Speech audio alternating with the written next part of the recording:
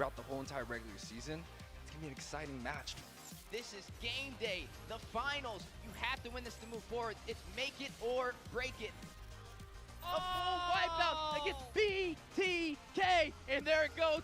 1, 2, 3. That is all you did. Able to take down the Bloodthirsty Kings. A clean sweep. Oh my God. This is insane. It's day number 2, grand finals, everything on the line, and only 2 teams left. D goes down, making a triple. Is it a maniac? There it is. Everybody down, and that is it. North America! New kingdom is born. The Ohio brothers stand above. The throne is taken. The crown is theirs.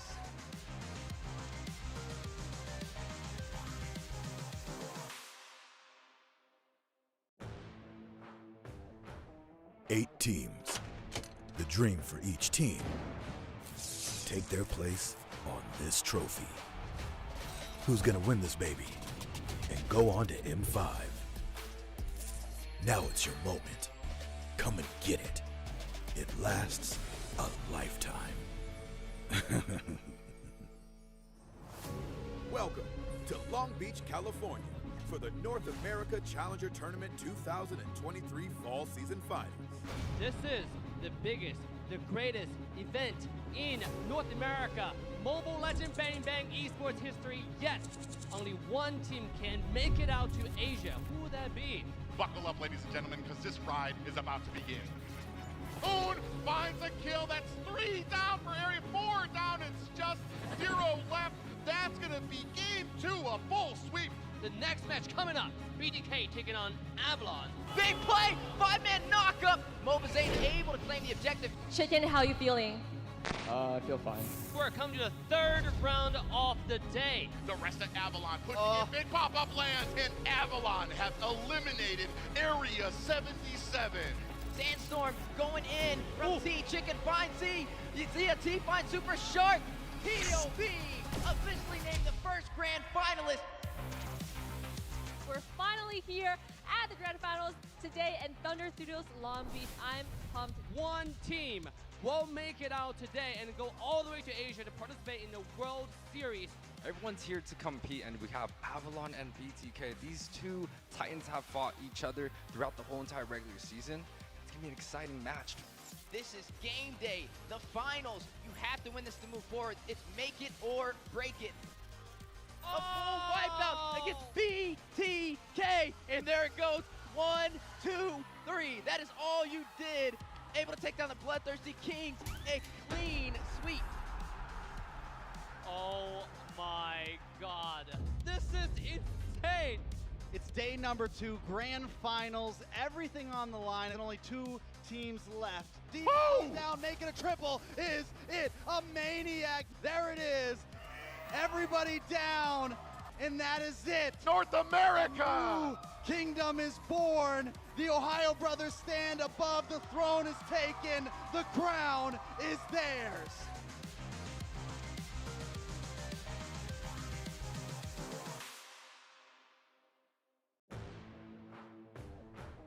Eight teams.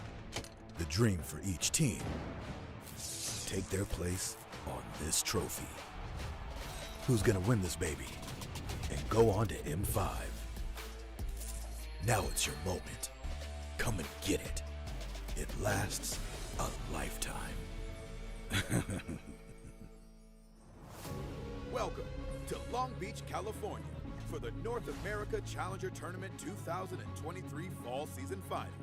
This is the biggest, the greatest event in North America. Mobile Legend Bang Bang esports history, yet only one team can make it out to Asia. Who would that be? Buckle up, ladies and gentlemen, because this ride is about to begin. Oon finds a kill. That's 3 down for area, 4 down. It's just 0 left. That's going to be game 2, a full sweep.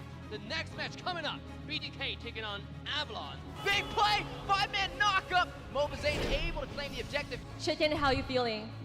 I feel fine. We're coming to the 3rd round of the day. The rest of Avalon pushing in big pop-up lands, and Avalon have eliminated area 77. Sandstorm going in from T. Chicken finds Z. Zia T finds Super Shark. POV officially named the first grand finalist.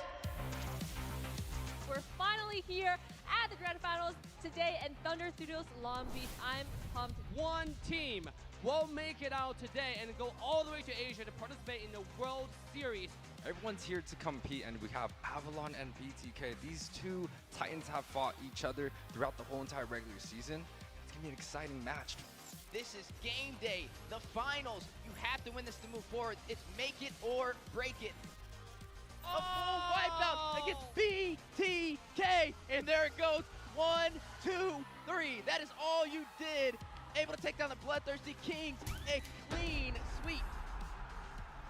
Oh my God. This is insane. It's day number 2. What's up, everybody? G the Aiko here with Priv8Dancer. We're here at the mass tournament. This is the grand finals. A lot of you guys might not know we are streaming on the Mobile Legends NA North American page. This tournament has been going on for quite a while now. We got it approved to be able to stream the grand finals here. It's been 40 teams fighting to the absolute death almost to get here, and now we're at the grand finals where we're going to be seeing Night Horde versus the Forgotten Ones. Priv8Dancer, it's good to see you here. How are you feeling, man? I'm feeling really good. I know a lot of those World Series championships may be taking just a little bit of siesta, but the community and pro scene here in North America never rests. And I'm excited here. It's the grand finals. What a better time here on the Mobile Legends North America channel. And I'm pretty sure we're ready to go. I know from what I hear, Night Horde was ready to go. They were here bright and early, bushy-tailed. So it's going to be really exciting. Yeah, I can say one thing about this is the mass tournaments teams are always ready, and I gotta give it up to someone that works in the behind the scenes, Moonpie. She does quite a bit behind the scenes, runs a lot of this tournament where you don't get to see them, but they definitely keep the teams and the pro players on their toes. So we will be getting here into the game soon. Let me highlight some of the crazy prizes that we got here, right? So I wouldn't say it's like, you know, monetarily, but hey, there's 100,000 diamonds on the line. For first place gets 40,000 diamonds. So the diamonds prize pool is huge for these teams, and they've been fighting for it, and they've been ready for it. It's going to be also a best of 7. So this is going to be a long series. Yeah, and especially with the diamonds, I know a lot of people's mouths are salivating, especially with that Attack on Titans event just around the corner. They're trying to go ahead, save up them diamonds so they get those new effects coming up here right now. Yeah, and I mean, I can't wait to jump into some of this Attack on Titan stuff coming up here soon. And I think there might be some special announcements coming out on that. Maybe not here, but definitely stay tuned for that when it does drop. Now, a lot of you guys might not know Night Horde was actually one of the teams in the top 8 of the NACT, so it's cool to see them actually be playing here. Let's go ahead and jump into the draft, though. Yeah, and just taking a look at it right now, it does look like Night Horde elected to go as the second pick. Really interesting. Means that they won't get the first ban, they won't get the first pick, but they will have that opportunity to counter, which is going to be very interesting. Yeah, and you know, just in this new meta and this new scene is that, like, sometimes you want that second pick over the first pick just because there's just that viability to be able to lock down 2 key heroes in the second phase. Yeah, it depends on especially what you're going for. From what I've been seeing a lot of, you have the mixes of that mid or jungler. A lot of people like to try to go for. It just depends on where you're going for. If you go ahead and start off with the jungler, then you're probably going to get countered with the with an XP lane and probably a support. And seeing that off of the board is not like, I mean, that's just you're gonna see that in North America in our ban pick phase in the pro scene. The Wan has also been shining in this meta. Yeah, it's been very interesting. My big thing has been on a lot of the XP laners and how they join the fights. I've always loved seeing how that kind of fights. We do have Nolan is open right now, so I'm wondering if we're going to go ahead pick that. He has been I don't want to say he's just been a force to be reckoned with. It's one of these things I've talked with friends about before. He's one of those that if you leave him open, there needs to be a plan. You need to have CC. You need to have some type of advantage that can kind of carry you through the game to withstand that early aggression, that early damage that he can put out. Especially once he gets like 1 or 2 kills under his belt, he just is a steamroll. Basically, kind of the same way that you get with like a Martis pick as well. Yeah, most definitely. Now, something that we've been seeing here a lot of is that on you talked about the Nolan, but that's going to be leaving open the R lot. Ramsey has been absolutely a menace on this R lot. And actually, if I'm not mistaken, Ramsey was actually Sir Bossy, if I'm not mistaken. So this is an EXP laner that you don't want to have a hero like this that can make insane sets, can control the tides of battles and team fights. So that's something we're gonna have to watch out in these matches. Yeah, really interesting too, especially what you see on the side of the Night Horde is the I want to say mobility that they have. Arlot can pretty much close the distance on any back line very quickly. Then you also have that Matilda. Oh, I just love the synergy. I'm sorry, I'm kind of like swooing over these kind of picks on the side of Night Horde. Oh, but I was about to say, like, we have a lot of kind of, if you would have picked that marksman, you would have had a marksman that usually isn't very mobile, but you have Matilda there as well. And right now on their side, you just have a ton of mobility and damage on their side, especially when it starts moving on into the late game. And you're gonna have to have some type of front line there, because you're gonna have nowhere for Nolan to be able to hide if he's not gonna be able to kind of close that distance and onto your team. Yeah, and I mean that could be something they opt to go for, right? Like the tank carry has been a very big presence in North America as well, and I think everywhere. But also, I've actually seen the flexibility of the carry be, rotated into more of a hybrid build. And that just ultimately goes to show that there's a little bit of flexibility, but seeing from ForgottenOnes, we're probably going to see a little bit more of a tankier lineup. Looking into the second phases of bans, we already see the Minotaur being taken off the screen. And that just, I mean, the hero's just such great control when it comes into team fights. And you can just see Night Horde just doesn't want these tanks that are very good at controlling team fights to be there. Now, one thing that I want to highlight on ForgottenOnes is that I feel like that Valentina might have a little bit of a hard time just because right now she doesn't really have any ultimates to take. Well, I do want to say that as far as the ultimates that she can take, usually the problems that you run into with Valentina is that she doesn't get the stats from other tanks or other setters or other fighters when she creates these ults, like Tigreal, his implosion. If you steal that from a Tigreal, you can still use the implosion. You still have the CC, but you don't have the tankiness. So you're just a sitting duck. And I want to say, for me personally, she's a decent pick here because the ults that she can take still kind of leave her out of harm's way with an ability to an escape, or they're not ults that kind of put her in a bad position. True. Now, as we're seeing the final pick phase coming through here, picking up a Ballman. So I've seen Ballman a couple times, but we actually haven't seen him too often in this tournament. So an interesting pick from the side of Night Horde. I want to see if they can definitely bring that to the battlefield.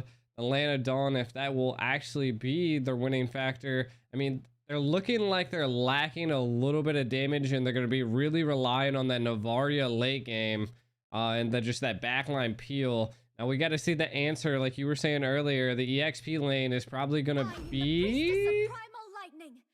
Yes, I actually kind of, I like this pick here because I was about to say, what's the team of Night Horde right now was worried about is CC. You could see it in the picks that they banned out, the Tigreal, the Minotaur, and now you're going to have a Belmont out there. Not just a Belmont. What Belmont usually lacks is his ability to kind of be mobile, to be able to kind of like pull back once he's in. Now you have Matilda there, who's going to be able to use that guiding wind to pull him back when he gets too deep. Also, Ixia, you're going to be able to pull her back too and be able to reposition, or it depends on what you're going to go with. I kind of like the Ixia pick here. I made that mistake. I've forgotten not to be making that type of mistakes, but it's a very mobile group from the Night Horde, which is very interesting because you're looking at a lot of kiting to kind of try to bait out a lot of those abilities from Nolan. That is true. That is true. I mean, you definitely want to get away from him. Forgotten Ones, I think they're going to have to really rely on. I mean, they have that in-game security with the carry. The Nolan, we're just going to have to see on how he executes, if he can get into that back line and take out that Bruno. Because I do think the Bruno is going to be a killer. They have some backline killers on the side of Night Horde, and we just got to see if F1 can respond to that. But we are going to be getting here shortly into game 1, where we're going to see the Forgotten Ones versus Night Horde. This is going to be an intense match. Yeah, it's game 1 here, guys, of the finals of 7. So we could actually be in time here for a very long night. We'll see how we go ahead and start things off. I do like kind of the little focus here around both teams kind of doing their best to kind of help out the junglers right at the beginning. Make sure that those rotations are very quick. Oh, definitely. And again, in the beginning, we already seen some engage. Tonak putting on some pressure onto F1, and that just is there. The tanks are there to get visions. Now, kind of looking at some of the win conditions that we're seeing, they're going to have to really, on the side of Night Horde, is stay on their toes, keep that Bruno in the back line, allow him to scale and be an absolute menace. Now, both sides have great late game securability between the carry, between the Navaria, the Bruno, and I think it's ultimately going to come down to, like what you said earlier, is how well this Matilda can get in and out for Night Horde. Yeah, and this early game is going to be super important for Nolan, for Rets, to be able to find those pickoffs, to get that to be of use. As it starts getting in the late game, he's going to have a lot of trouble finding those picks when you're not in a laning phase, when the team is grouping up together. And here he comes, trying to look to close the distance on the Humble, and misses the Fracture. A great presence of mind there by Humble, finding back to the safety of the tower. We still have a little bit of a little issue here. Totnak comes for the safety, and there is that, and we were talking about this already. Oh, Rets goes in a little greedy there, takes a lot of damage, but cannot transition it into a kill.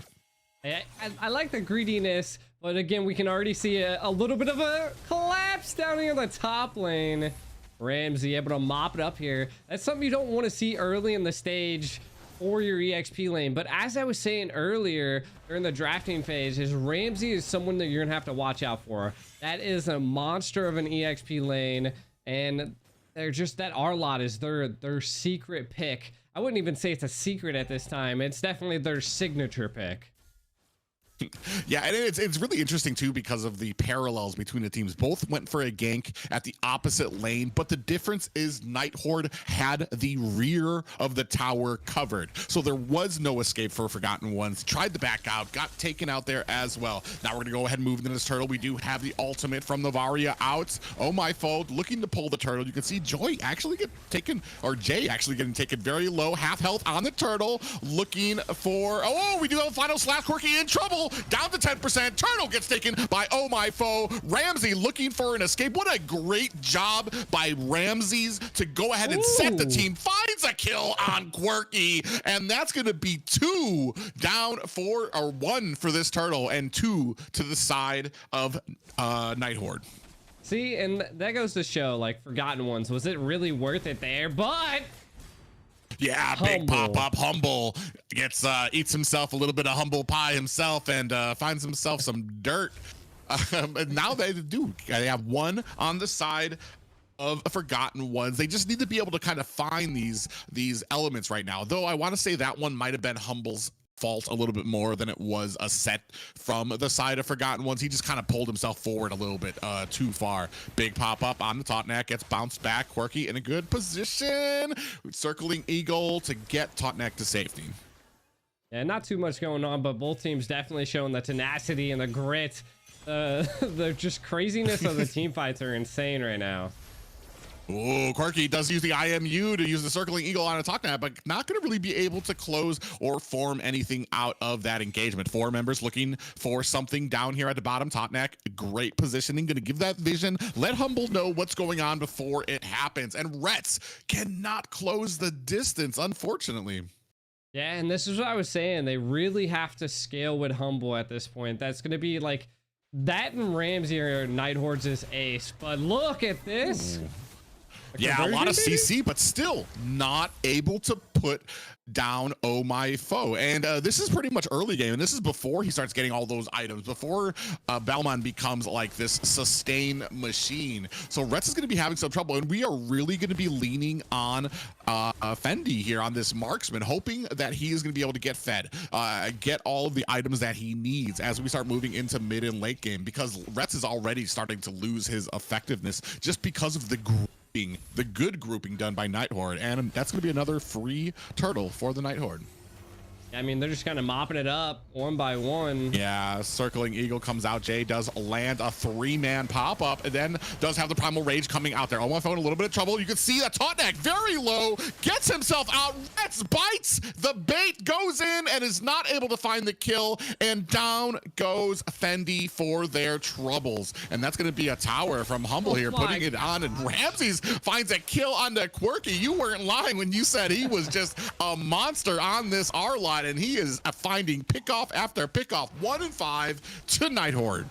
I'm actually super surprised that the Forgotten Ones left that R-Lot open. That's normally when we see the downfalls, is that first pick Nolan and then allowing the R-Lot to be open for Night Horde. So again, we see that the early stage is 1-5.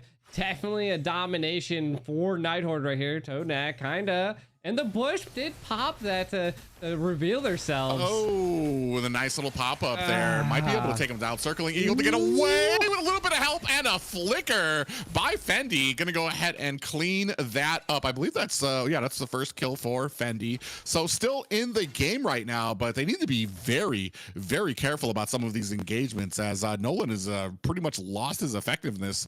He's already in a bad way between 3 members at mid, looking to get away with some of these dashes, and a flicker by Ramses finds its target. Kenshin trying to make them pay for it. Last Insanity is out. Ramses is going to be able to find himself an escape. And unfortunately, Kim gets caught at the mid, but not before they take the tower. I mean, this is crazy, right? Night Horde's definitely showing a good dominance, but the Forgotten Ones definitely not sitting back and just taking it. They're definitely clapping back at most intervals. Oh My Foe, maybe gonna pick off more than he can chew there to probably take that red buff. I love that they are now in the defensive mode for Forgotten Ones. Everybody's kind of roaming together. They're trying to possibly get a pick off, and they really need to shut down Ramsey at some point. The problem here is that they're starting to get so far behind that the damage is just not enough. You see Tautneck comes in, lands the circling eagle on 3 members. Kenshin in trouble. Gonna use that last Insanity defensively to find himself a little bit of safety at the mid tower. But you can see 4 members here getting ready to kind of storm the base here as they clear out these minions. And this is another neutral objective, probably going into the hands of Night Horde. They look like they opted to back out to allow the Lord to possibly come around at that 8-minute mark. That way they don't have to worry about another turtle here. I think they're trying to end it early. I don't even want to get to that late game. Yeah, and you can see Humble is going to go ahead and dash himself to safety away from that fracture. I mean, right now, ooh, they are able to find a nice kill on Ramses, and Quirky in trouble. Flicker comes out, and Kim able to lay down the law to punish Quirky for that aggressiveness. So it's a 1-for-1 trade there. 4-7, still in favor of the Night Horde. Wow, they opted to actually take the turtle instead and then go for it. That was actually crazy. Kim versus 3. Hits the flicker, gets a kill. Definitely aggression on top of aggression by Night Horde at this point. Let's see. I mean, it's going to have to be... Forgotten Ones are already at that point in time where they're going to have to be constantly grouping up and finding picks where they can. Rats.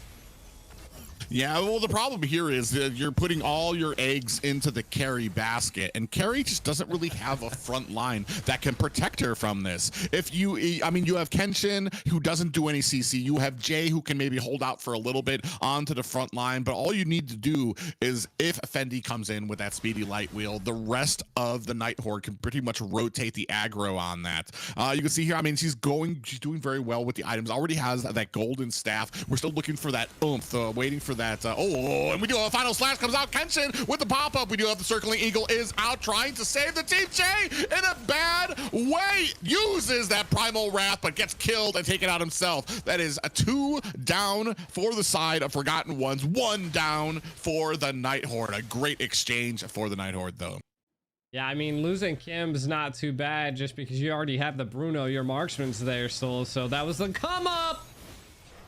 Yeah, Kenshin goes in, gets pulled in, and is able to find himself an escape. But just right now, I mean, the problem is, too, it almost feels like the team just has the respect is not there right now for Ramses on this R line, especially when it comes to the range that he has on this final slash, able to go ahead, still catch them at their base under their tower, and it just sets off these great engagements.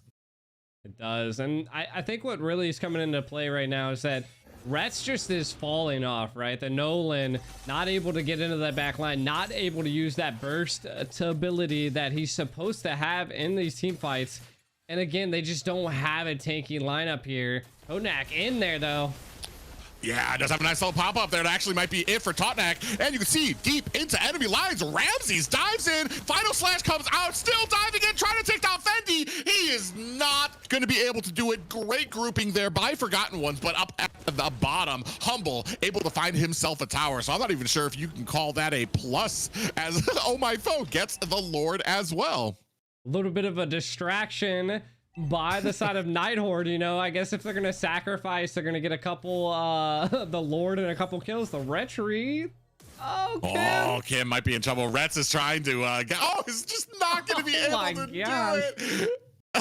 That actually lasted a lot longer. I was like, what? Looking at my watch, I didn't know Navaria could stay out of a map for that long. I was thinking the same thing. I was like, man, she already went halfway across the map.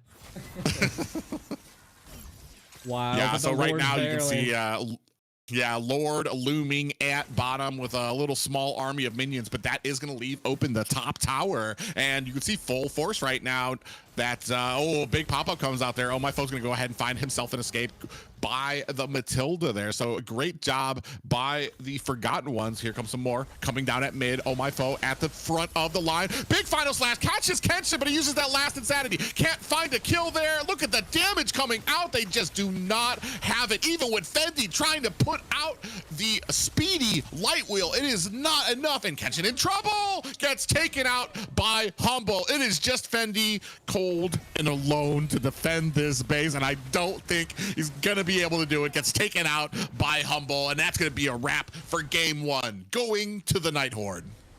Night Horde showed a complete dominance in that game. They took every neutral objective that they could, and they took it home into the first game here. We're gonna kind of go into and looking at some of the items and the builds here. Ultimately, I personally got to give it up to Ramsey here, dude. He was scaling, he was fed early on, you know, and just the control over a lot of the team fights, I think, is what kind of succeeded for Night Hordes in this game.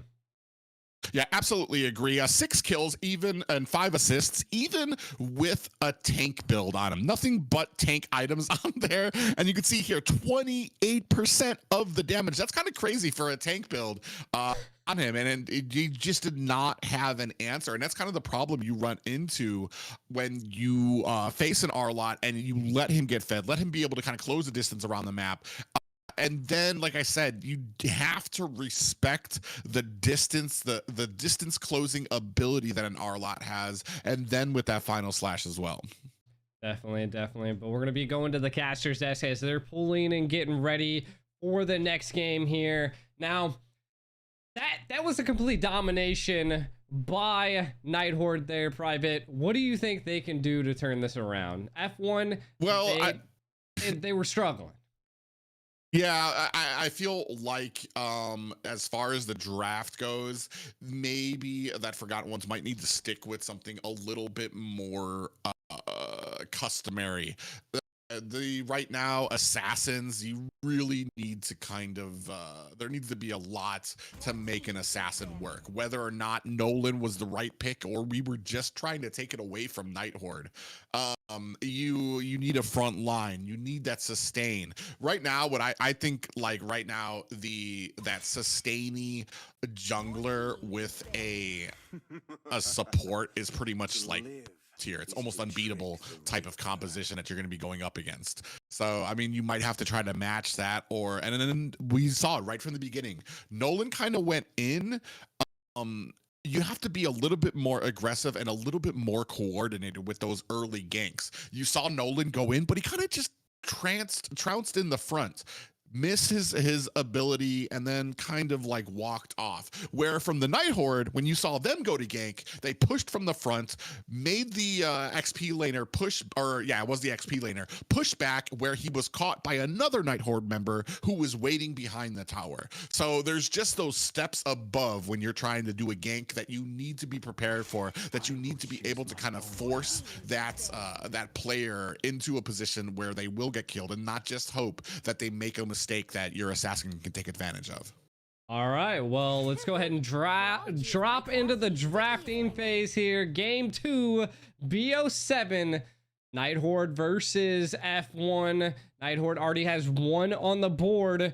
Now, kind of looking at some of the bans that have already come through, we can already see the respect ban by F1. That our lot is not going to see the land of dawn today again. Yeah, but you're leaving open, like, I mean, we were talking about it before, what we saw before, the Gwen, the Joy, a lot of these very mobile and very, very dangerous heroes that when you see them on the enemy team. So I'm wondering where the focus is going to be here for these next bans coming from them. Diggy has been taken out, which still leaves open a lot of CC, and then the Matilda's going to be taken out. Ooh, so it's a little, man, it's interesting. I've talked about this before.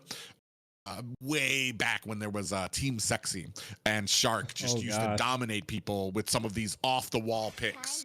And when you start banning because you're scared of what the enemy just did to you, you're playing their game. You know what I mean? You're putting, instead of the draft that you want, instead of the bans that you want, you're picking stuff because you're afraid of what they just did to you. And it kind of goes along to that point where you're not actually going towards a game plan that you've developed, that you've honed in on. So we're gonna see how well this kind of works out for Forgotten Ones. Yeah, they're gonna have to definitely respond to the possible picks coming out here. Now, being the first pick for the side of Night Horde, if Quinn is not banned here, my guess is that will be probably the first picked hero here, and also Nolan ban. Interesting. I mean, I just don't know. Wow, they have to go Luna. Yep. Okay. Yeah, Linux. I mean, she's come up in the world. She's that percentage damage. That means that even if you pick that tanky front lineup that we were talking about before with a support there, you're gonna have issues. Man, let me just tell you how pretty this fucking skin is. That Wan skin is definitely nice. I like the green overlays. Yeah, it's absolutely gorgeous. I just noticed it. I don't know why I haven't noticed this one before. Probably because I don't main Wan, but yeah, this thing is gorgeous. But yeah, like especially.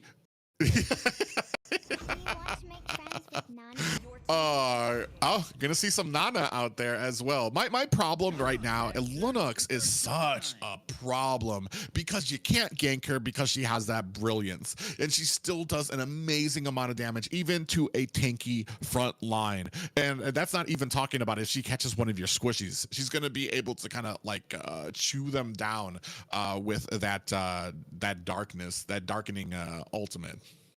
It is true. It is true. And again, Claude going against a Wan.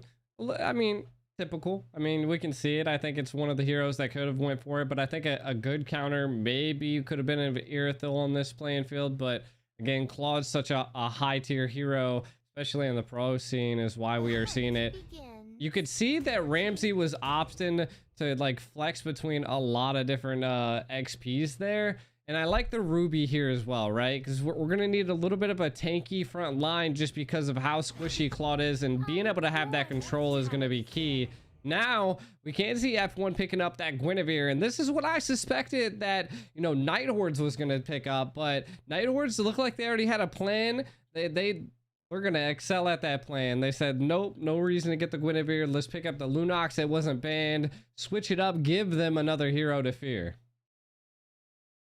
Yeah, you can see. I mean, I'm Ruby has the ability. I like the Ruby pick in that it is a stalling XP laner. If you don't have something that can maybe like get you around a lot very fast, she's somebody that you might not be able to beat in lane, but you can kind of stall and keep them in lane for a while until you get out of the laning phase, and then you can start using that I'm offended during team fights. So it's gonna be very interesting to see what we have here as an XP laner for the side of Forgotten Ones, because I mean, I'm almost hoping that we can get something that can get around quick, a Lapu, maybe a Yuzong, something that can kind of destroy that lane and then rotate very quickly, because they're going to need that help in the early game if they want, because you do not want to get to a point where Lunox has like a 5-second cooldown on her ultimate. So the early game is going to be very, very important. True. Now, kind of looking at some of these second ban phases coming through.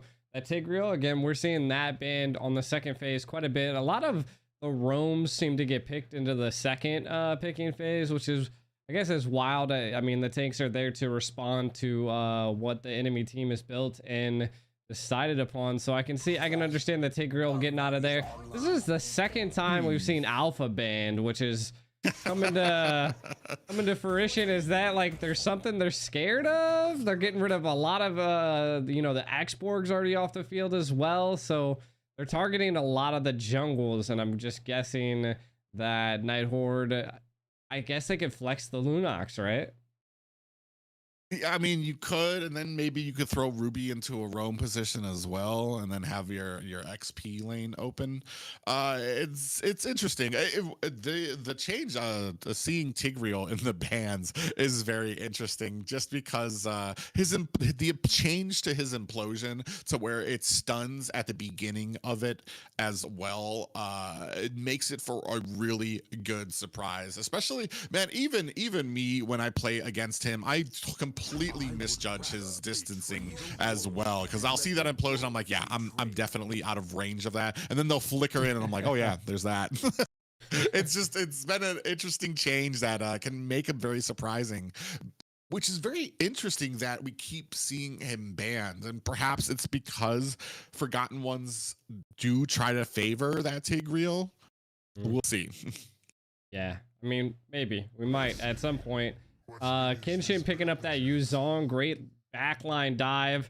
I'm not gonna lie, that F1's definitely gonna be a diving comp here, paired with that Guinevere and that Yuzong. We're gonna be definitely seeing some backline engages happening by them. Now, one thing to see here is that I don't think an Odette's gonna make the stage, but she is.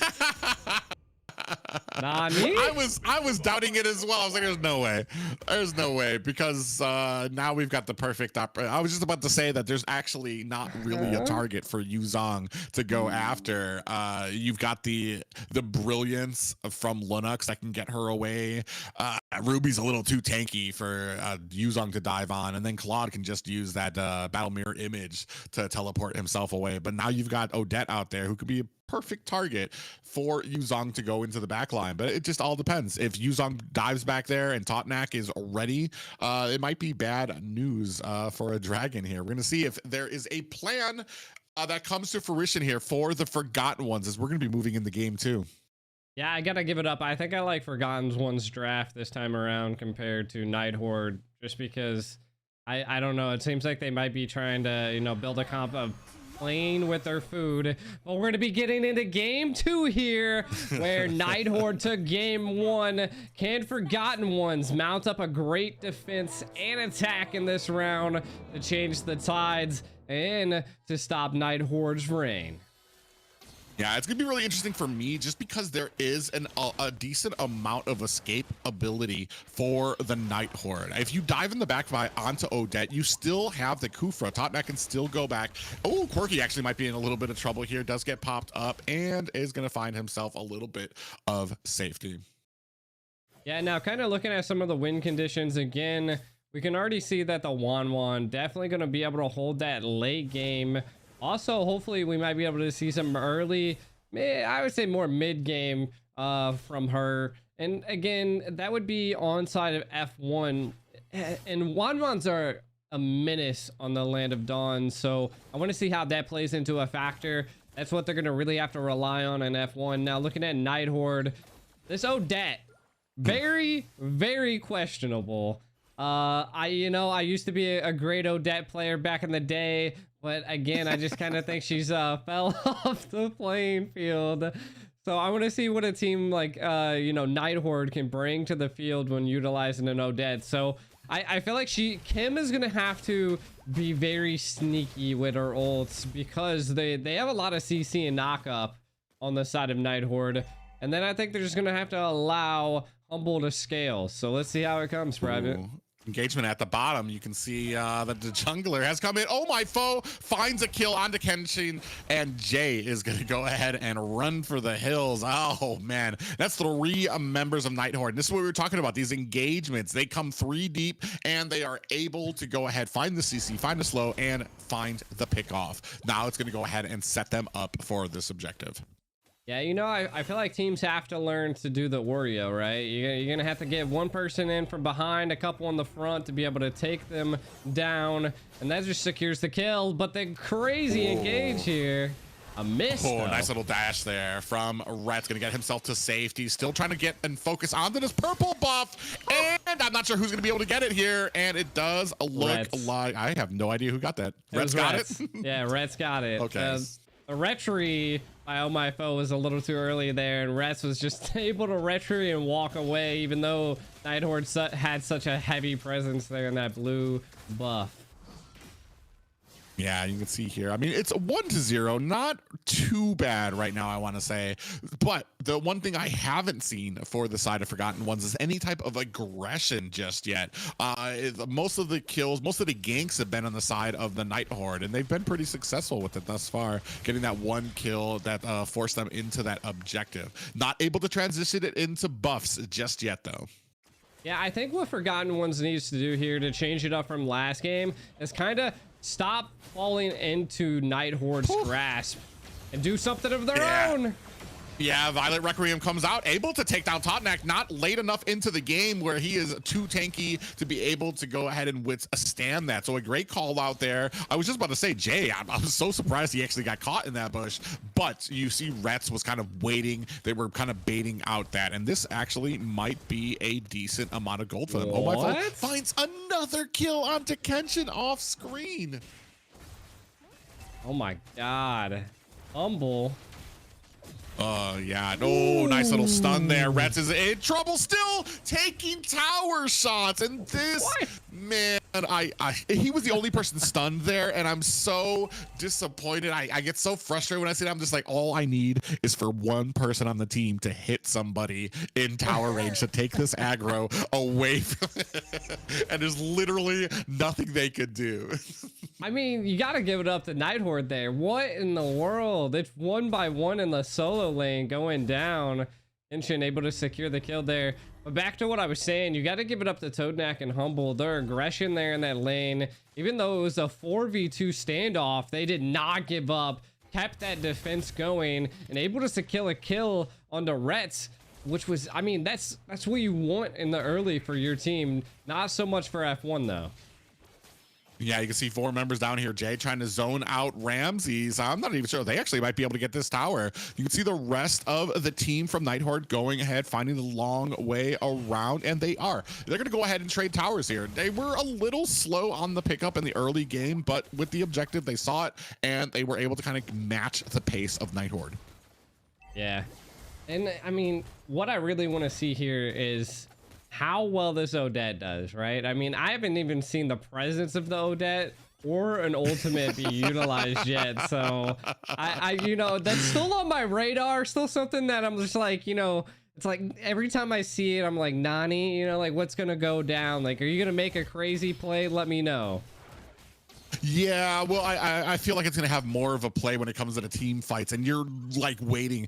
I mean, there's a shopping list of abilities that your Odette is waiting for to go off before you feel safe using that swan song. So, I mean, you're going to have to wait for the Black Dragon. You're going to have to wait for the Minoan Fury. You have to see where Retz is on the map. So, I mean, there's a long list of things that will make your swan song successful that you're not going to be able to do in the early game. Yeah, and they were just letting Humble up there kind of just take a lot of damage off of that tower, or a lot of health off of that tower up there. So we'll have to see. I mean, Night Horde still showing great aggression. Toadknack doing a little cheeky conceal play. Yeah, and this is kind of the problem with this composition right now. You can see that Forgotten Ones are basically defending and just turtled at their base. They're being forced back, and there's no real aggression. Oh, even Retz tries to come, make something happen. Jay with the Minoan Fury finds Humble. Are they going to be able to close the distance on him? Look at the speed. That boy has popped some smoke, and they are now eating some Humble dust. I was about to say that definitely the dust trail was there and being left, but look, Ken. Yeah, Kenshin. This is what I was talking about. The amount of damage that Oh My Foe is able to do. And he has a number. Humble in trouble, gets taken out there by Retz. 4-3 right now. But I want to say the momentum when it comes to the actual team fighting ability has been sternly in the Night Horde's favor. Yeah, I mean, they've definitely been responding. F1 has, and they've gotten a couple kills here and there, but they've just, again, they've taken one tower while Night Hordes just have secured so many neutral objectives. Night Horde also showing great aggression. F1, again, like you were saying, they just keep turtling up and not really creating those responses that they need to, you know, create to respond to Night Horde or to even get a pick. And you can kind of just see them. They seem to be running around. Not with a common goal at this point just yet.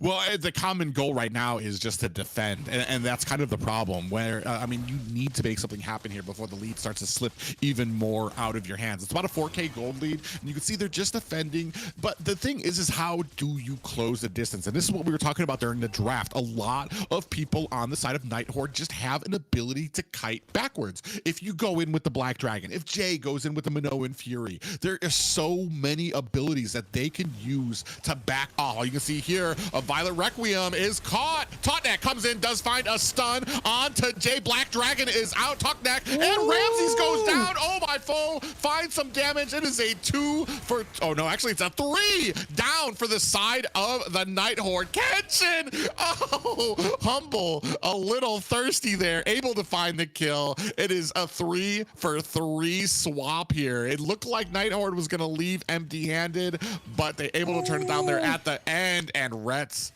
who got found out in the bush. He actually might be in a bad sandwich here. You can see on the bottom there, Humble does not see. He focuses on the tower. That's actually a great focus on him. Doesn't go for the kill, goes for the tower, and then backs up immediately.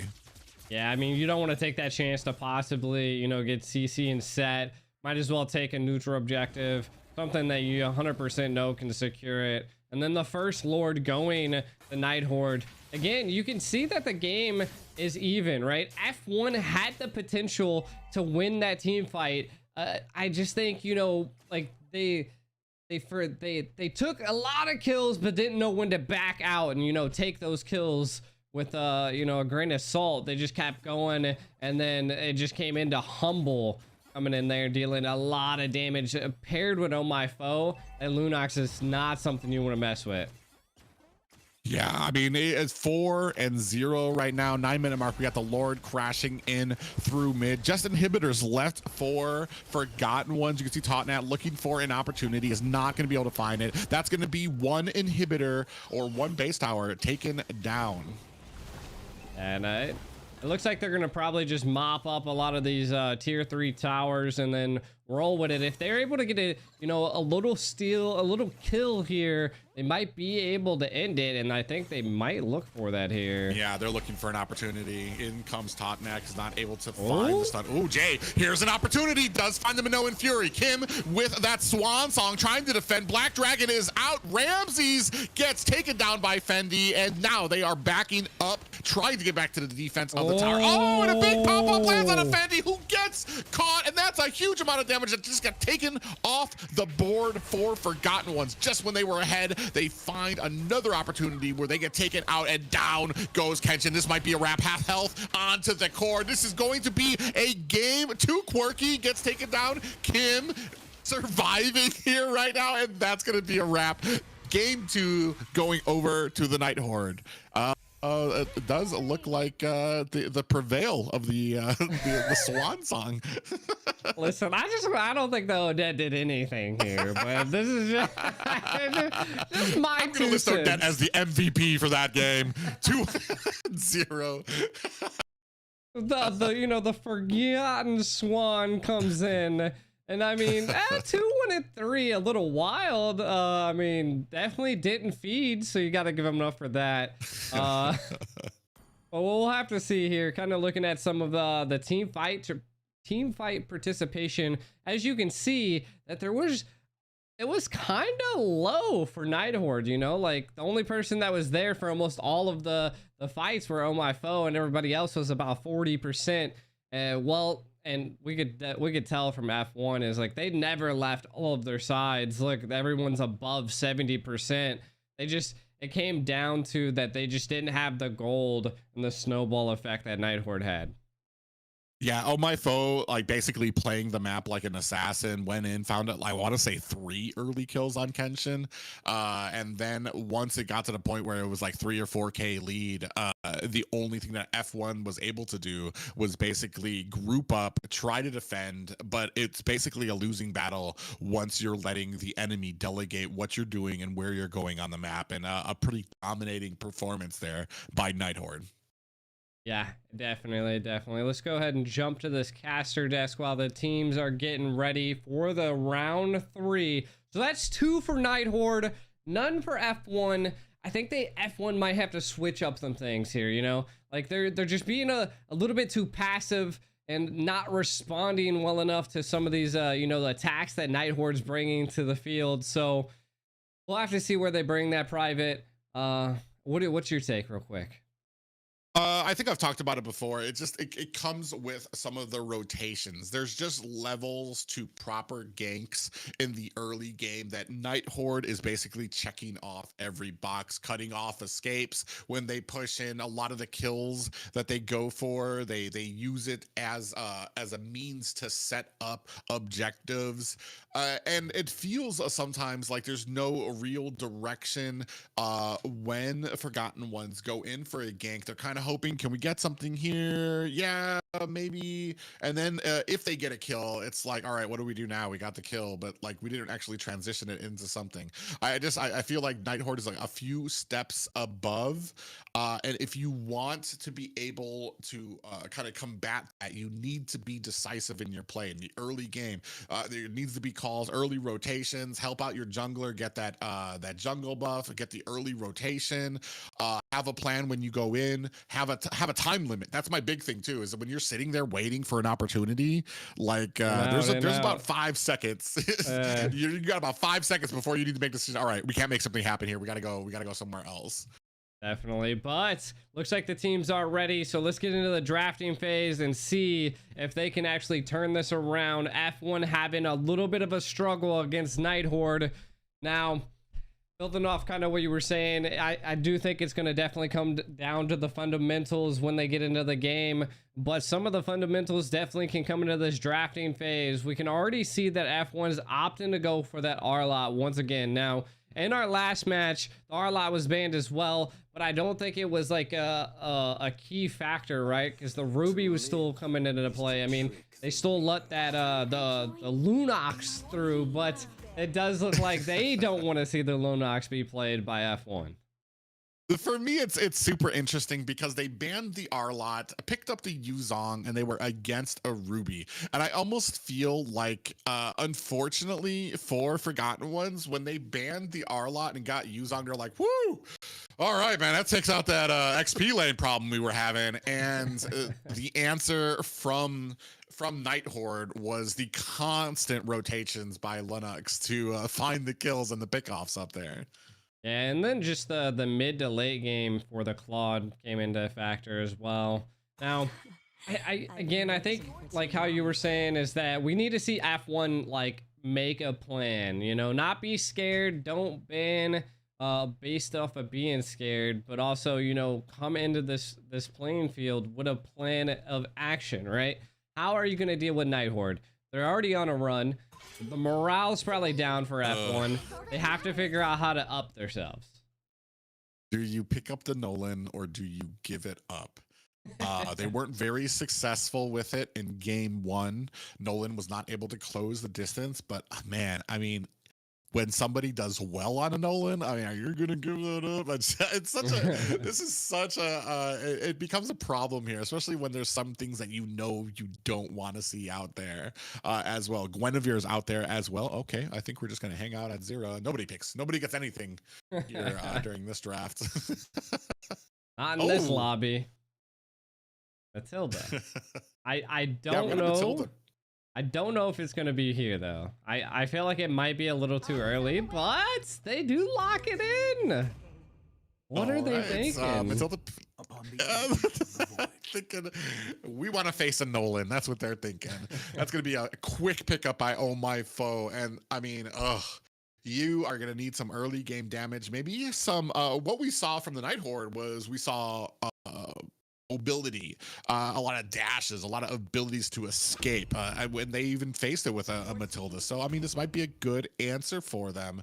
Oh, and you pick up the Guinevere.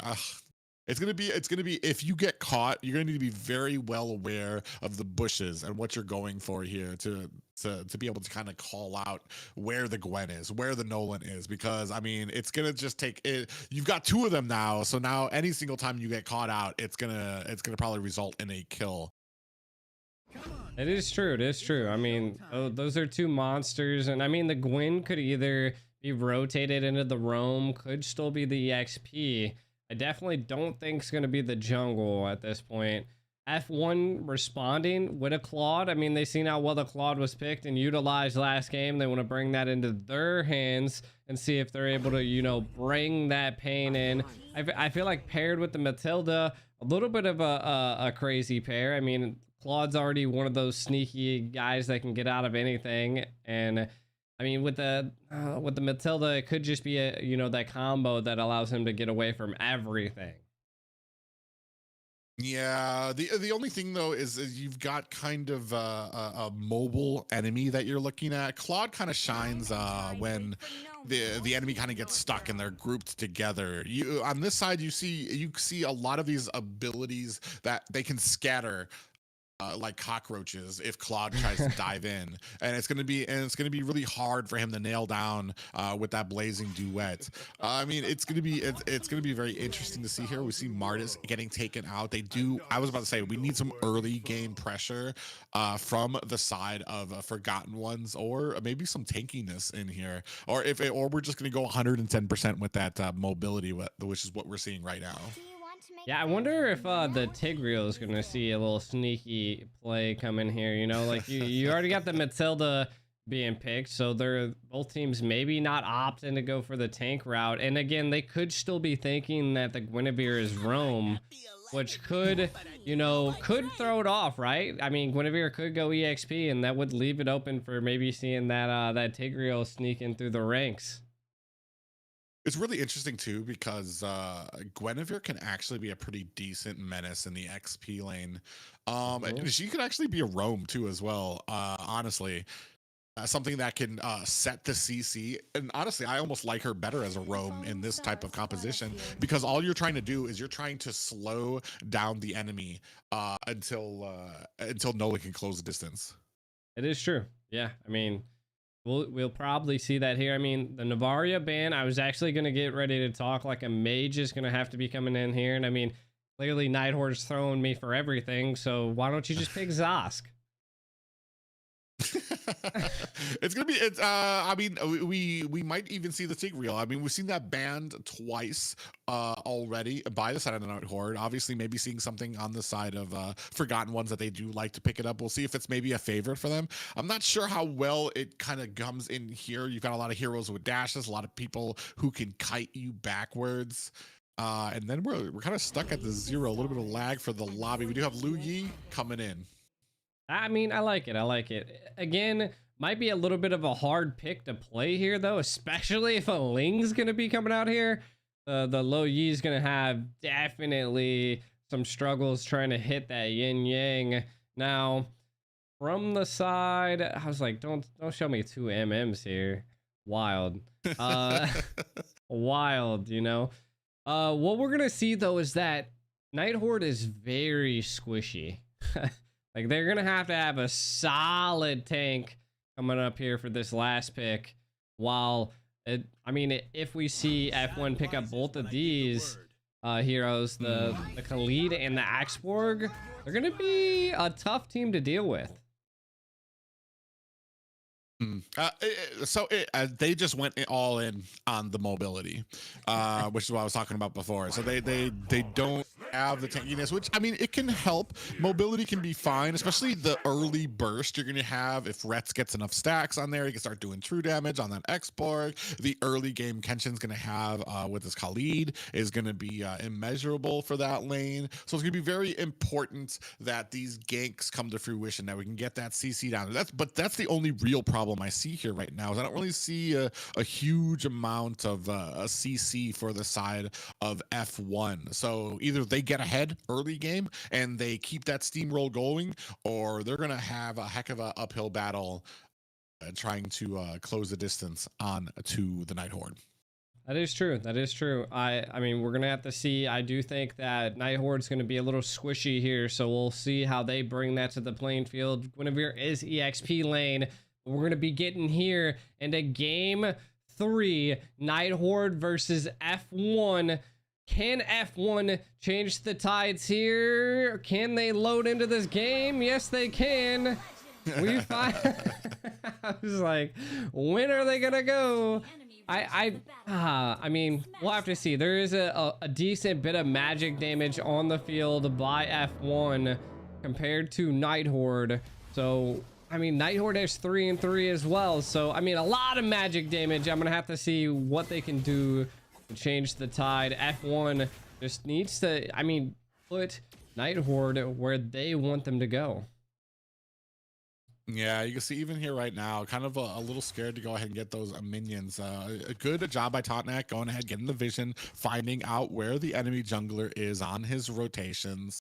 And that also kind of helps out when it comes to kind of like the bottom or the top, when they're going to go ahead and try to go ahead and find these ganks. So trying to get this Litho Wanderer still picked up by Oh My Foe of the Night Horde.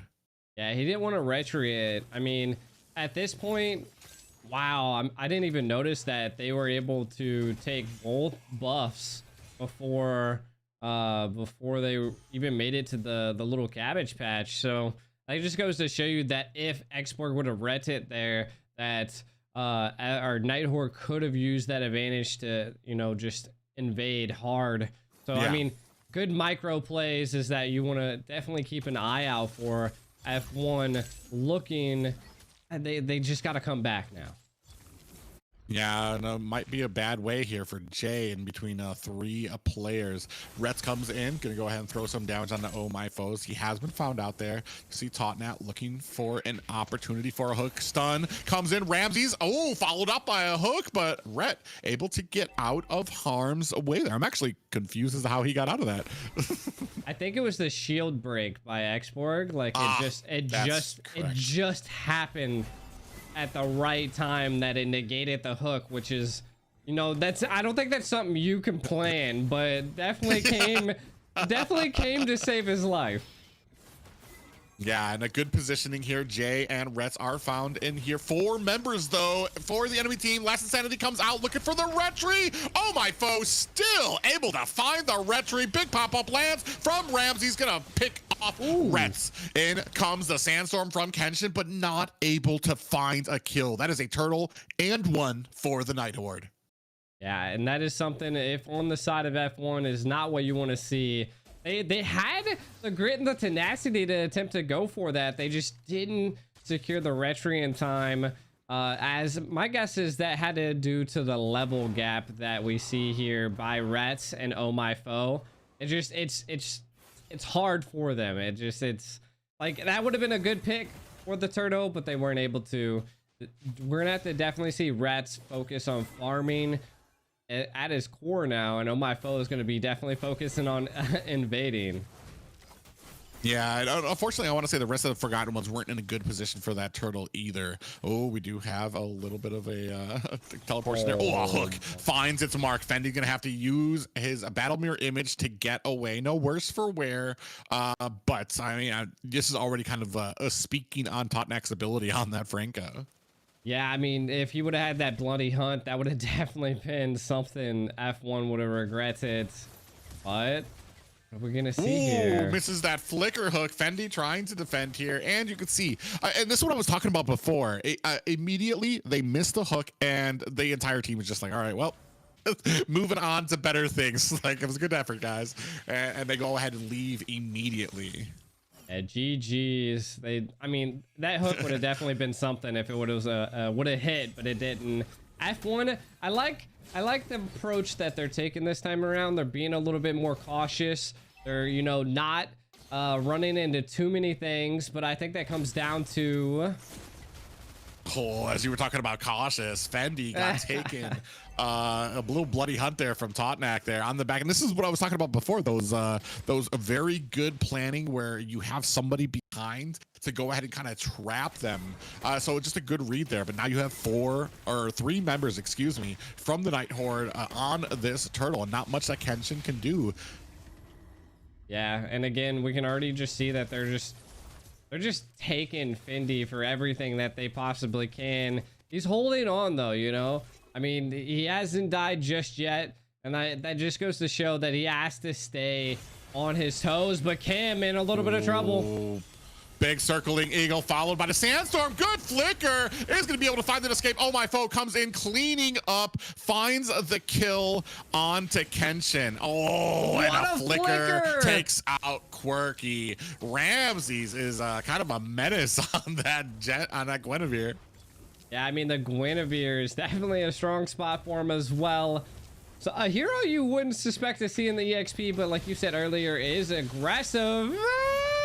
Yeah, Ritson having some problems there. And this is a nice little big pickup there by Kenshin. Does make Oh My Foe pay for it, but you're at about a 2-5 lead here for the Night Horde, and it's starting to build up a mild lead, about 2K in the opening 6 minutes.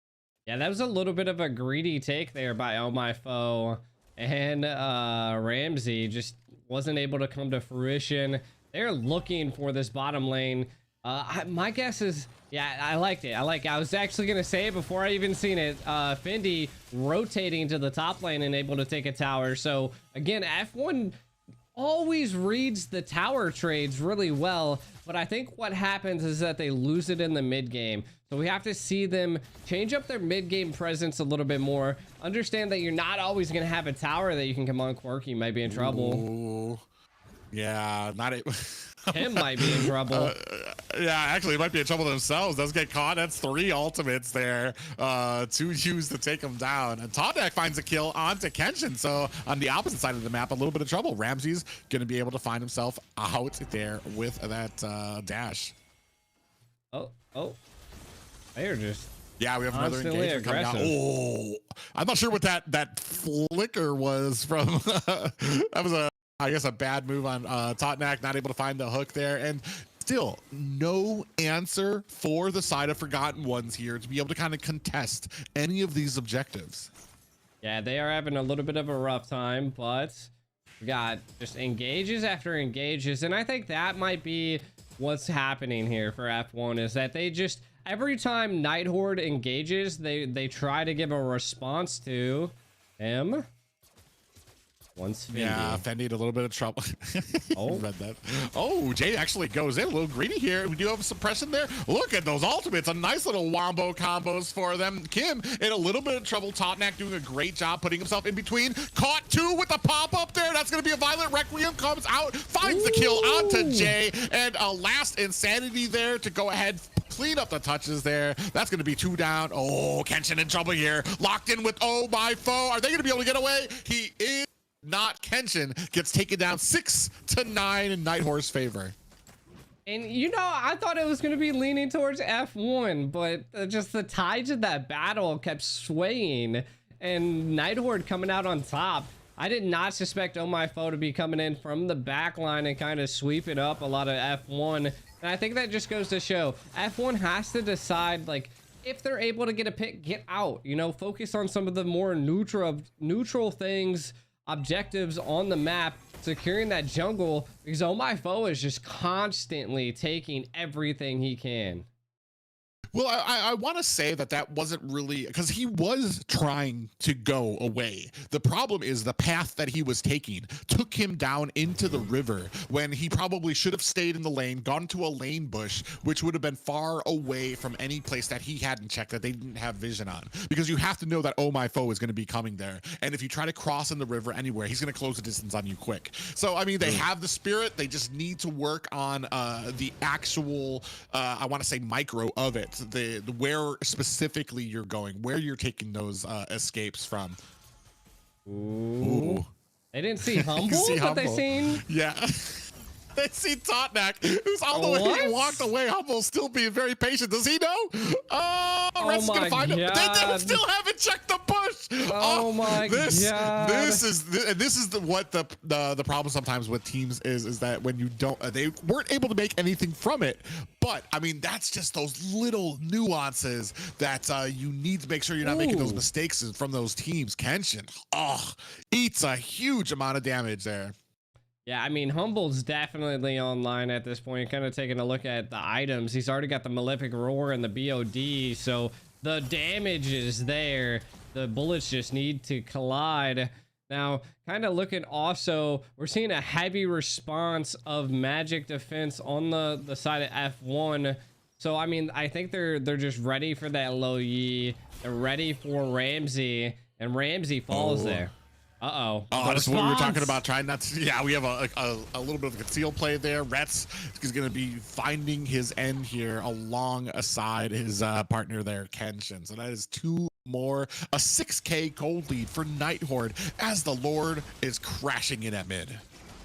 Yeah, you got to give it up to Night Horde. They're always... I think they take it personally every time someone dies. Like, the whole team always comes flooding down. Well, it's just kind of what we were talking about. If you're in a position, the Night Horde has a little bit when it comes to being compared to Forgotten Ones here. Their positioning, they might be kind of caught out, but they're caught out in a way that their team can still kind of close the distance if that player dies. So, I mean, it's kind of these rotations where, like, yeah, you got the pick, but you really didn't because it was still, it's like when you dive under tower to get a kill and then you die anyway. So it's like, it kind of cancels each other out. Yeah, true. And I mean, we're looking at a pretty sizable gold lead here as well, almost 9K. And I think we're gonna be going into one more Lord. I suspect that F1's probably not going to do anything, and they're just gonna turtle up here and then just go for it. Now, again, they really don't have, I mean, they have the Claude. The Claude, if they were a little sneaky guy, could maybe do some lane pushes, you know, some split pushes, but again, we're just not seeing that here. Conceal play. Oh my gosh, look at the damage coming out there. They don't even need it. Ramses comes in, does find a pop. Quirky able to find a kill there, but this is going to lose them their top high ground tower. Just one left here at the bottom. And I was just about to say, we're at about 10K gold lead for the side of Night Horde. There aren't too many team engagements you're going to be able to win here. You have to bank on your ability to isolate the enemy team, to maybe find some more pickoffs. Or you just Hail Mary it and hope that maybe you can kind of contest the Lord. But you can see here right now, there's really not much you're going to be able to make happen. We do have a circling eagle. Does find a target and a good pick off there onto Humble. Very nice. Hook does land. Kim gets taken down as well. Oh, Nolan finding himself. Kenshin might be in trouble here. Is going to find himself an early end. Oh My Foe with some great positioning there. Able to answer these 2 kills from the side of Forgotten Ones with one by the Night Horde. That was a wild 10K down gold aggression push by them, and that is going to be a flicker into a bloody hunt, and Ramses finds the target with a pop-up into the Violet Requiem. That is wild. They're just taking one by one down, and now they're not going to be able to engage the Lord. That's kind of something you don't want to see, right? If I was a team, again, I mean, they attempted to make the play to kind of, you know, maybe team wipe Night Horde, but for what? Are you just team wiping them to team wipe them? They didn't have that advantage for the next Lord. I think they just took it a little bit too early, because if they would have used that advantage during a Lord fight, there could have been, you know, tides turned here. But this is going to be possibly F1's final defensive siege here. Let's see if they can mount up a defense. Yeah, and that's super unfortunate. We do have the Lord crashing in at mid. This might not be a long for this. Oh, Kenshin is going to be able to find himself some safety back at the base. Lord is about half health. Totnak finds a kill onto Jay. Humble Anik finds a death of their own. Violent Requiem finds 2 members of the Forgotten Ones. Kenshin gets cleaned up, and that is going to be another game for the Night Horde. That's a 3 in a row. 3 games in a row. Night Horde just absolutely dominating in the Land of Dawn against F1. Let's kind of look at what the stats are looking at here. Toadnak, surprisingly, the MVP. I would, you know, oh my foe, I would give it to both of them. I would say it's really, really close between Toadnak and Oh My Foe, because Oh My Foe was constantly coming in and cleaning up, though Toadnak was really helping out Humble, and I think Humble was getting caught off guard a couple times. But yeah, well, who do you think the MVP is? Well, I mean, I do like the aggression that was there for Toadnak. You even saw there right before to set up that last Lord. Toadnak able to flicker into the bush, finds the bloody hunts, and I mean, you had Toadnak every single time. Toadnak was able to find the pickoff. Ramses was right there to aid with it, with that Violet Requiem, and it was honestly separate from Oh My Foe on the Nolan. So you had Toadnak and Ramses kind of traveling around together, able to find those kills, and then Oh My Foe on the other side of the map, able to find the pickoffs as well. Whereas I thought that they would use it as a CC to kind of set up Oh My Foe.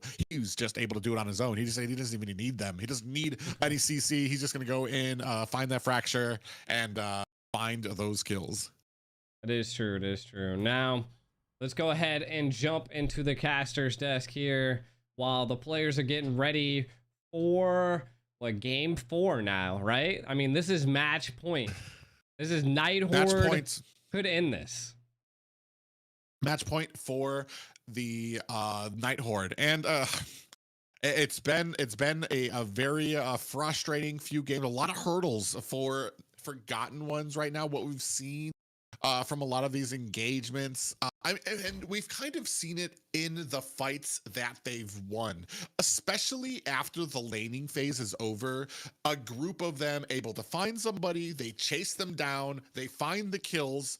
But what I have seen from the Forgotten Ones is immediately what they should do is, as a group, decide what they're going to do, go for it. What I see is onesies and twosies splitting off, and Nolan was able to kind of find those pickoffs every single time they did. They'd have a successful engagement, successful team fight, then onesies and twosies were kind of like, all right, well, I'm going to go over here and get destroyed by an incoming Nolan. And instead of like, they got the kills, are like, guys, what do we do now? All right, let's move as a group to the Lord, or let's move as a group to this objective, so that if Oh My Foe jumps out of the bushes, they could have punished him for it.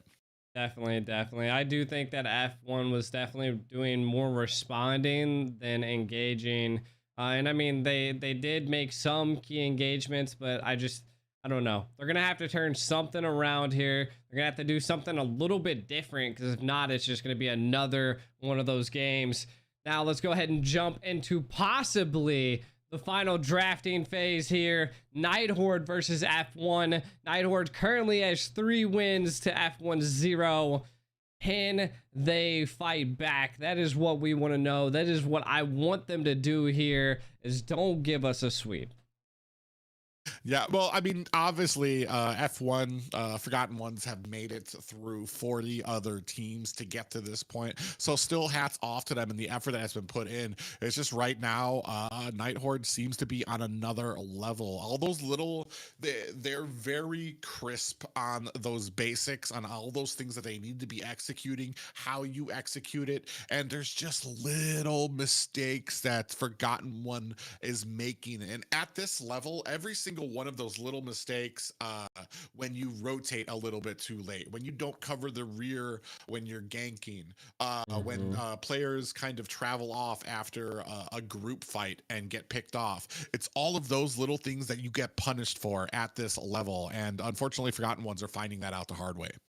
They are. And I mean, they kind of keep falling into Night Horde's grass, right? Like leaving up the Guinevere, you know, not taking the Guinevere and opting to, you know, they went for a Matilda first, which was quite wild in the last match. And then, you know, that allowed Night Horde to be able to secure the Nolan and the Guinevere, which was two heavy picks.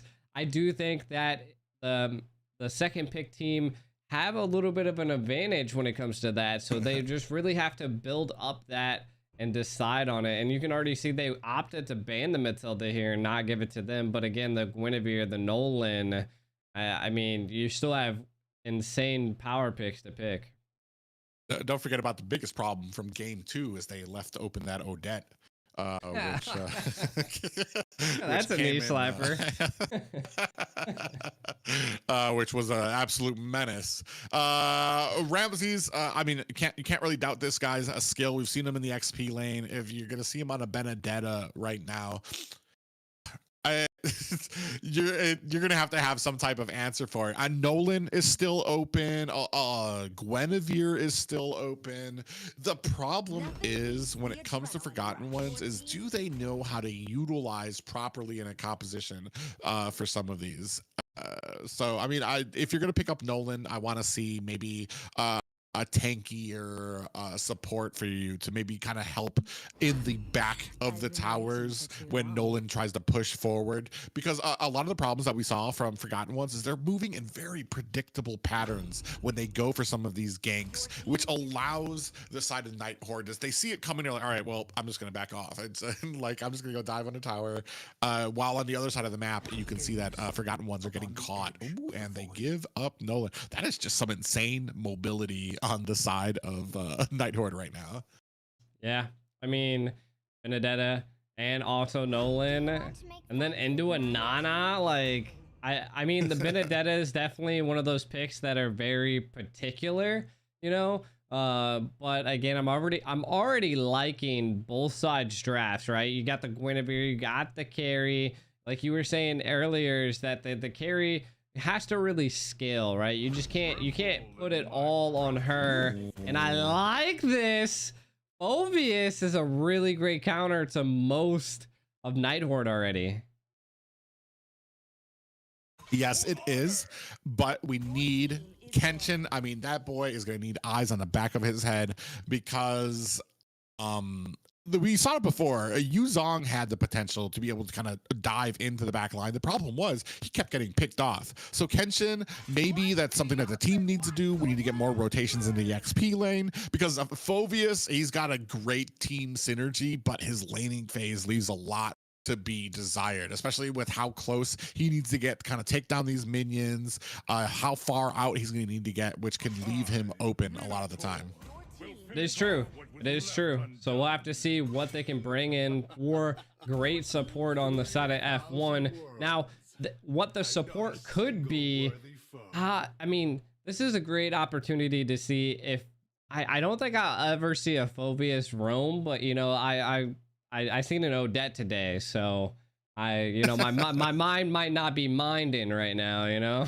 So, well, my guess is that we're gonna have to see the Gwen roam. Angela mid, like my mind's not minding. Yeah, what's interesting here too is you could still have some type of flexibility. I'm going to assume that this Kaja is going to be a roam, Gwen jungle, and then you're going to have the XP as Phoveus.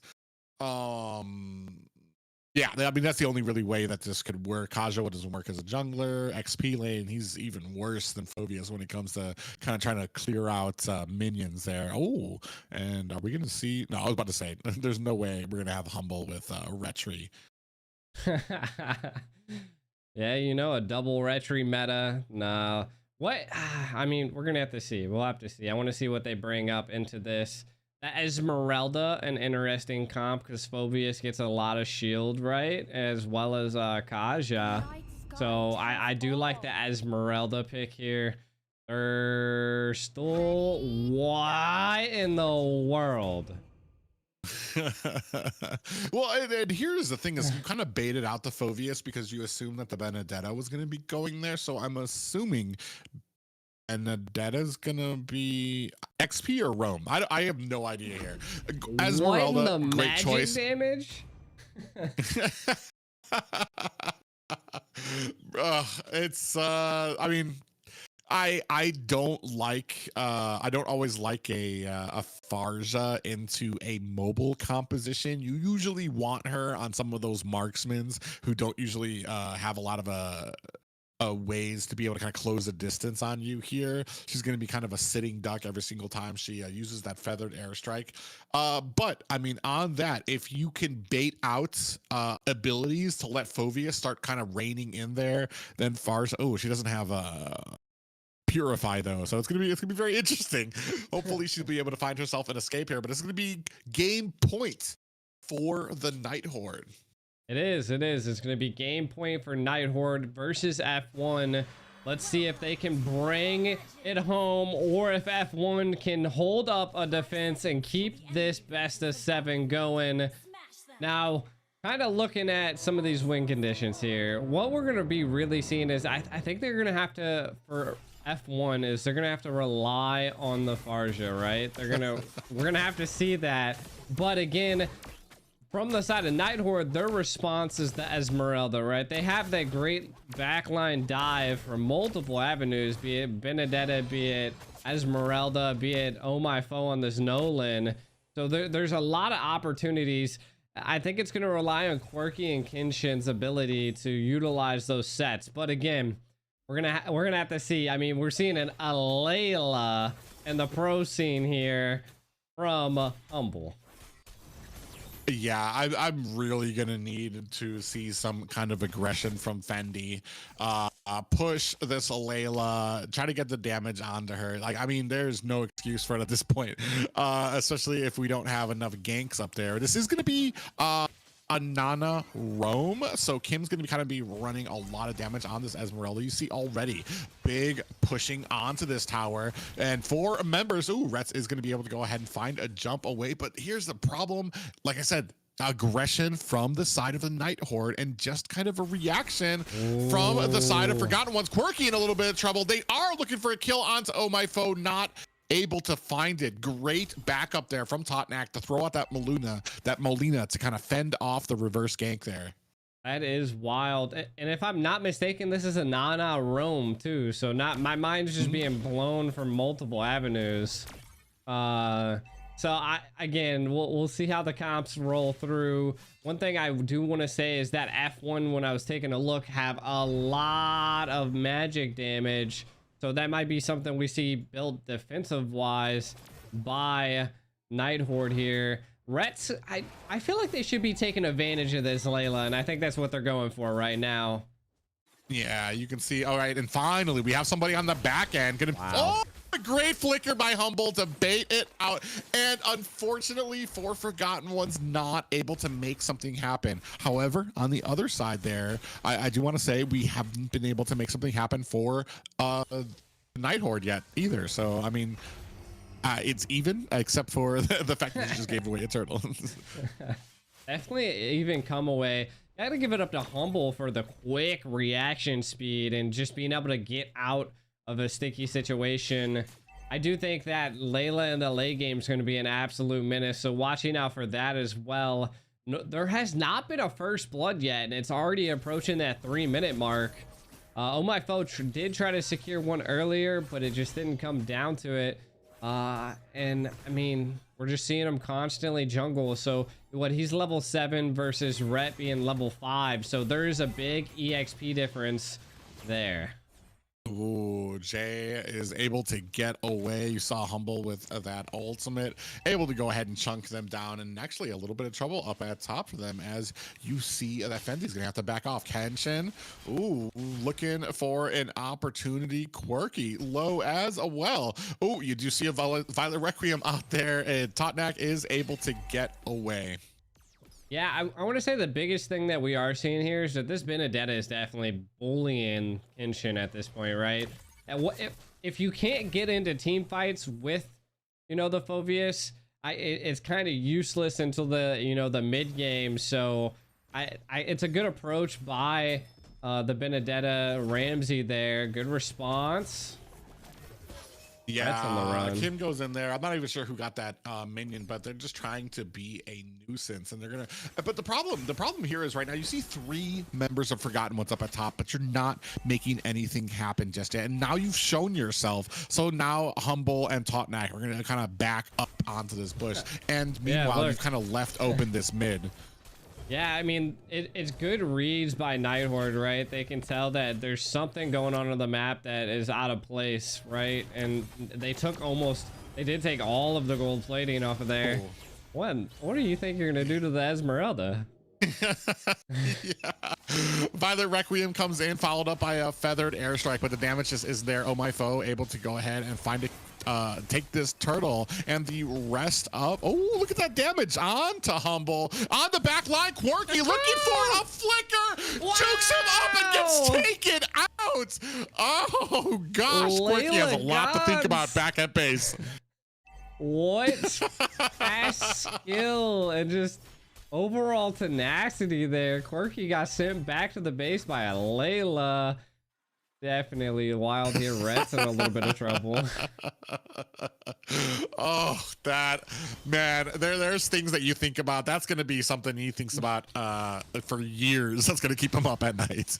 That was just unfortunate. Humble doing very well, able to very save these flickers, and I think that's the problem when it comes to some of these ganks right now, is that we're not expending some of these spells beforehand to be able to kind of set up some of these ganks. Ooh, a little bit of a bad way here. Ooh. Looks like we're in trouble. Jay gets taken out, and Rhett's in a little bit of trouble. We do have the finals, the ultimate from Ramses came out there, wasn't able to find a kill, but does get taken out in the back line.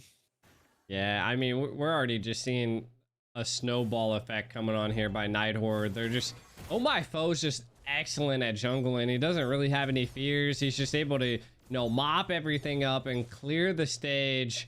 And F1 just kind of, I mean, they've already lost 3 times, right? Like the morale has to be damaged. Putting a Layla on the gold had to damage it even farther, and then to be solo killed. Ooh. But oh my foe. Yeah, you do able to help out. Kenshin and Rhett's able to go ahead and put the double team on a oh my foe, but you can see here Night Horde coming in here. Rhett's in a little bit of trouble there. Quirky trying to put on the feather airstrike to zone out the rest of the Night Horde, but they are still in a good position to be able to pick up the enemy's purple buff. Definitely. And again, I mean, F1's just gonna have to take pickoffs like that, being able to take down and stop on my foe from jungling. That allows you now breathing room to, you know, change some speeds here. You're gonna have to definitely be jungling like a madman and taking what you can where you can. A little bit of a weird call there for them to all go back. Yeah, you see, they are just right now with the map position. Quirky in a little bit of trouble there. Is going to have to use that flicker to get himself to safety. Even when they are in a good position for a gank, I see the hesitation. I see them camping out in the bushes, which gives them enough time for the Night Horde to kind of come in and put the numbers in their favor before the gank comes out. Totnak gets caught there. Feathered airstrike is out as well. Kim takes a heap of damage. Oh my foe finds a turtle as well. So good job by the rest of the team. And that's kind of the value you get out of a Nolan here. He does so much damage that he only needs a little bit of time, which allows the entire rest of your team to basically just sit at the front, make sure that the enemy is pushed back, and wait for the goal of the turtle getting taken down. It just blows my mind that they haven't taken full advantage of a Layla pick. Look at Oh My Foe. There were so many of them there too. He is just not scared. Yeah, well, it just comes down. It comes down to those 500 IQ plays. Are you communicating to each other? Do you know when Layla's flicker is down? There's no reason that Rets should be going in if the team has let them know that she still has flicker up. There's no reason that Quirky should be going in if they know that the Layla still has the flicker up, especially that close to the point that you're able to allow Layla to close the distance on you and dodge out the feathered airstrike. Yeah, and I mean, we don't see any towers taken by F1 at this point. I also don't think I've ever seen the Phobius come into play yet, and you got to give that up to Ramsey in the early stage, just constantly cutting his lane, not allowing him to properly farm or even rotate with his team. So we'll have to see if coming into this late game, if he's going to be able to scale. We're about a 7K gold lead. Oh, Rhett's in a little bit of trouble. Ooh, on the backside. Feathered airstrike finds a kill onto Ramsey's. Kim in a little bit of trouble trying to back off. And Oh My Foe comes in with that fracture. Definitely. I mean, it was a 1-for-1 trade. I mean, an EXP for your gold. Definitely Night Horde coming up on top, and that engage. A Lord coming up here. Couple seconds until everybody's up. I mean, F1's just in a sticky situation here. Can they take a kill? See, that's the moment there. Like, should you have went on a Toadknack there? The whole team was there. Could have got a cheeky little pick, but they opted to stay passive. Well, the problem is if you go in on a Toadknack at the actually, now that we say that, Toadknack can use that Purify, get himself out of harm's way. Now you've wasted a Violet Requiem. Electo final blow is out. Rats getting hammered down by Humble. Kim able to pick up the kill there, and Jay finds a good divine judgment there to pick off Kim. Dude, this Layla is shooting fast. It's just pew-pews left and right. Well, I mean, and that's what happens with a late game Layla is you're at a point now where she needs to be kind of on the list of a target taken down quickly. The problem is who do you have to kind of be able to do that? You're going to have to go, especially with how Night Horde have been playing. You already know Humble is going to be very well placed in the background, placed in a bush where they're not going to be able to reach, and they're going to wait for a lot of these abilities to come out before Layla even gets near to close to putting on the damage. Yeah, and I think it just comes down to that we need to see Jay, you know, like, even if it's like a crazy play, just execute something to be able to, you know, pull the heavy hitters into the back line for F1. Coming into a great siege here. They still have all tier 3 towers, so let's see if they can defend this final push, question mark?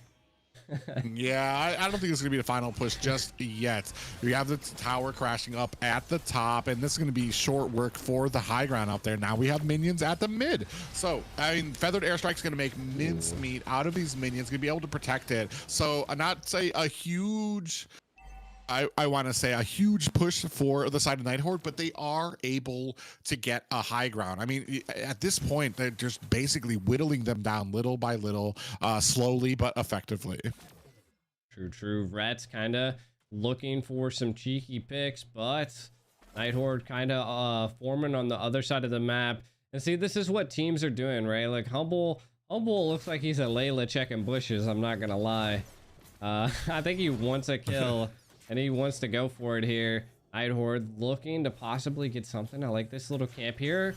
Oh, nice little flank there, but they pick up Toadknack, who is in that Molina mode, and passive has been taken down. Rhett's in a bad way. Nobody on that side to go ahead and help them out. Jay gets taken down as well, and Oh My Foe gets taken down by Fendi. So you have 3 down for the Night Horde. This is the opportunity where you could try to make something happen, but you need to get on to Humble. Kim says not today, dives in, able to find another kill. It is a 2 1v2 now at the base. Humble gonna start target locking. Look at Kenshin. His health is down. He gets taken down by the ultimate. Humble out of range here, looking to take down the base. He's gonna use that flicker. Oh, Fendi.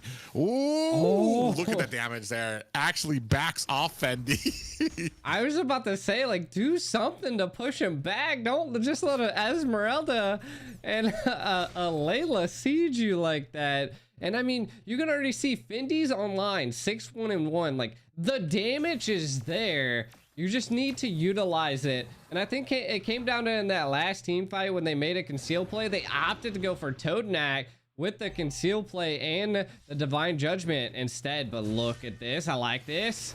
There we go. I mean, they get it, but that was almost a waste of a conceal there. There was nobody there. They had somebody in the bush, so they knew there was nobody there. Oh, and down goes Jay. But we're still in a decent position, 1-1 right now. Rets trying to kind of bait this lure. Does find a pop-up. Oh, gets baited into a fight, and Humble eats him up. And then, like, the team's now going to have to back off. So...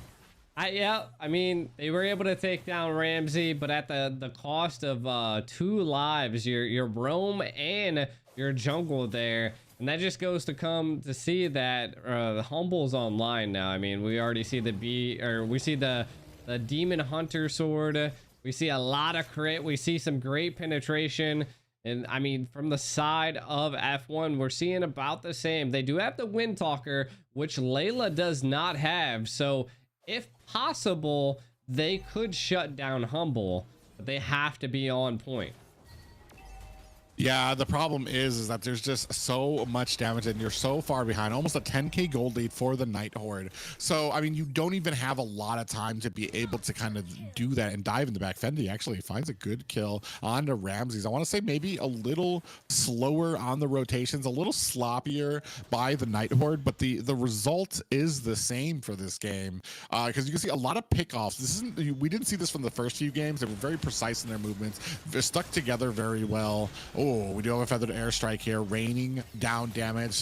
That takes the bulk of it. Rets comes in with a Violet Requiem, but eats a huge amount of damage and gets taken out anyway. This looks like they are trying to close up the game. Fendi trying his best to put on that speedy light wheel, but in comes Oh My Foe with a beautiful fracture. And unfortunately, Kenshin cannot follow. He throws out a flame shot, but is not able to finish the job on the Oh My Foe. Now he is in enemy territory. In comes Kim with that falling star moon, but at base you can see Quirky and Jay doing their best to try to fend off these minions. Off screen, Kenshin gets taken out. Humble here by himself. You need to be able to take down Humble. Unfortunately, Jay and Quirky need to take out these minions. Oh My Foe coming in looking for some cleanup here. Has a slash out there. Ramses comes in. Electro final blow is out. Jay finds a Divine Judgment, but that's gonna be the final game for the side of the Night Horde. A clean sweep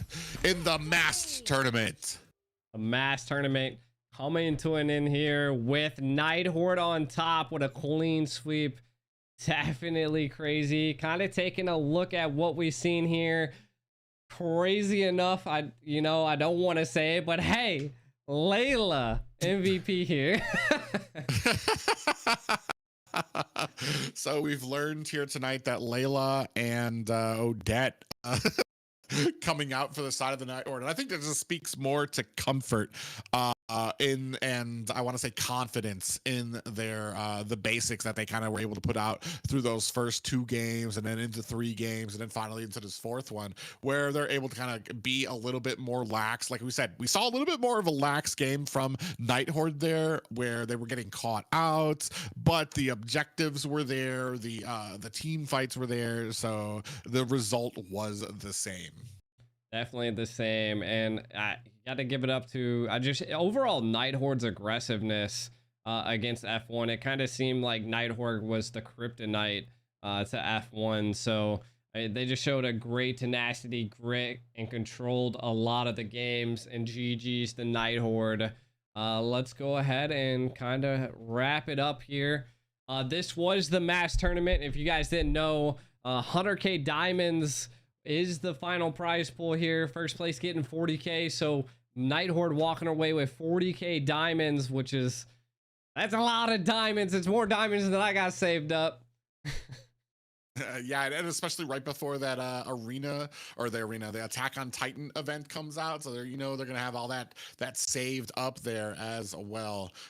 Big ups, as you mentioned before, to the big head for this and the brain behind this tournament. Moonpie has been pretty much handling a lot of these community tournaments as well, but this is just season 1 of the mass tournament, and that going over to the Night Horde with a very dominating performance here tonight. Most definitely. And that's the end of the mass tournament, guys. Thank you guys for tuning in. If you guys want to check us out, you can. There's Discord links in the descriptions of the videos. Priv8Dancer, you want to give a shout out to where you're at and how they can find you? Oh yeah, you guys can find me everywhere. Linktree on Priv8Dancer, Twitch. I stream Monday, Wednesday, and Friday, and you're gonna see me casting in a few events here coming up. Some regional and international events coming up here pretty soon. So stay tuned. Hey, all right. Until then, guys.